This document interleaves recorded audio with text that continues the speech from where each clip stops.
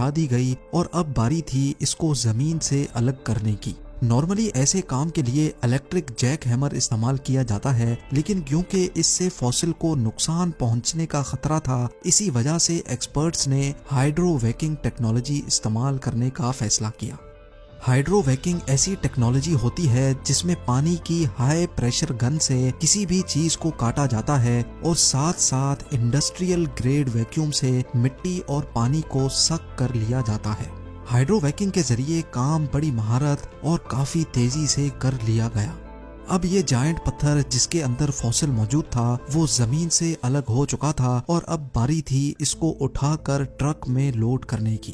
Experts کا خیال تھا کہ اس کو کرین کی مدد سے اٹھا کر ٹرک میں بآسانی لوڈ کر دیا جائے گا، لیکن کہیں نہ کہیں سب کے دل میں یہ ڈر ضرور تھا کہ لفٹنگ کے دوران کہیں کچھ ایب نارمل نہ ہو جائے، اور بالکل وہی ہوا جس کا ڈر تھا۔ جی ہاں، جیسے ہی کرین نے فوسل کو اوپر اٹھانے کے لیے زور لگایا تو وہ ایک ہی جھٹکے میں 2 حصوں میں بٹ گیا۔ یہ دیکھتے ہی سائٹ پر موجود تمام لوگوں کو تو جیسے سانپ ہی سونگھ گیا۔ جہاں ایکسپرٹس کو اپنی محنت ضائع ہونے کا دکھ تھا، وہیں رائل ٹیرل میوزیم کی ٹیم کو فوسل کے ٹوٹ جانے کا غم کھایا ہوا تھا۔ فوسل دکھنے میں تو پتھر جیسا لگ رہا تھا، لیکن اس کا سینٹر کافی زیادہ نازک تھا جو کرین کے پریشر کو برداشت نہ کر سکا۔ لیکن ایسا نہیں تھا کہ ساری امیدیں ختم ہو گئی ہوں۔ بے شک فوسل ٹوٹ چکا تھا، لیکن یہ ابھی بھی کمپلیٹ تھا۔ اس کے اندر کیا کچھ چھپا ہے یہ جاننا ابھی باقی تھا۔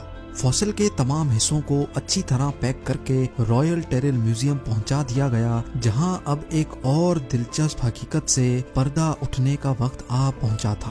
اس پوائنٹ پر کسی کو بھی فوسل کی اصل حقیقت معلوم نہیں تھی۔ کروڑوں سال زمین کے اندر دفن رہ جانے کی وجہ سے فوسل کو اس کے گرد جمے ہوئے پتھروں سے الگ کرنا ایک ایسا کام تھا جس میں سالوں کی محنت ریکوائرڈ تھی، لیکن یہ کام ہر صورت کرنا ضروری تھا۔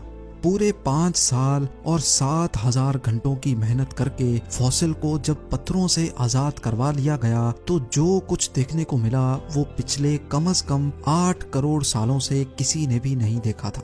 سارے پیلیونٹولوجسٹ یہ دیکھ کر حیران رہ گئے کہ یہ فوسل کسی پلیزیوسور کا نہیں بلکہ یہ تو ڈائنوسور کا فوسل ہے۔ لیکن سب کو ایک زور کا دھچکا تو تب لگا جب ان کو یہ معلوم پڑا کہ اس ڈائنوسور کا فوسل اتنی اچھی طرح پریزروڈ ہے کہ ابھی تک اس کی کھال بھی ڈیمیج نہیں ہوئی۔ یہ دنیا کا واحد ایسا ڈائنوسور تھا جو ہمیں بالکل اصلی حالت میں ملا تھا۔ ماضی میں جتنے بھی ڈائنوسور فوسلز ہمیں مل چکے ہیں، زیادہ سے زیادہ ان کی ہڈیاں ملتی تھیں اور پھر کئی سالوں کی محنت کر کے ان کو واپس جوڑ کر میوزیمز میں رکھ دیا جاتا تھا۔ ریڈش براؤن کلر کی اسکن، سیلف ڈیفنس کے لیے پوری باڈی پر آرمرڈ جیکٹ اور 3.5 ٹن وزنی اس ڈائنوسور کے بارے میں اس سے زیادہ اور کچھ معلوم نہیں تھا۔ جب ٹیکنیشنز نے اس کو پوری طرح پتھروں سے آزاد کر دیا تو اب باری تھی پیلیونٹولوجسٹ کی، جن کو ڈائنوسور کی اس عجیب قسم پر مزید تحقیق کرنا تھی۔ ریسرچرز پہلی بار ایک ایسے نمونے پر ریسرچ کر رہے تھے جو بالکل اوریجنل حالت میں موجود تھا۔ سالوں کی ریسرچ اور کئی 100 ٹیسٹ کرنے کے بعد جو کچھ معلوم پڑا وہ واقعی کافی زیادہ انٹرسٹنگ تھا۔ یہ ڈائنوسور آج سے قریب 110 ملین سال پہلے یعنی تقریباً 11 کروڑ سال پہلے مرا تھا، اور جس وقت اس کی موت ہوئی تب یہ کچھ کھا بھی رہا تھا۔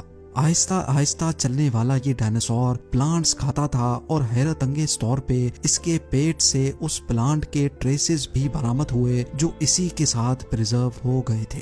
یہ ڈائنوسور جراسک ایج کے اس حصے میں پایا جاتا تھا جب اس دنیا پر ریپٹائلز کا راج ہوا کرتا تھا۔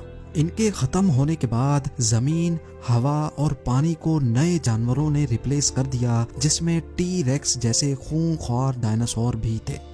6.5 کروڑ سال پہلے ایک بہت بڑا میٹیورائٹ جس کی سائز دبئی سے بھی 10 گنا بڑی تھی وہ اچانک ارتھ پر آ گرا۔ اس میٹیورائٹ کے دھماکے نے ہماری دنیا کو ہلا کر رکھ دیا تھا، اور اس کے نتیجے میں ہونے والی تباہی کا اندازہ لگانا ہی کافی زیادہ مشکل ہے۔ سائنسدانوں کا ماننا ہے کہ اسی تباہی کی وجہ سے ہی پوری دنیا سے ڈائنوسورز کا خاتمہ ہوا تھا۔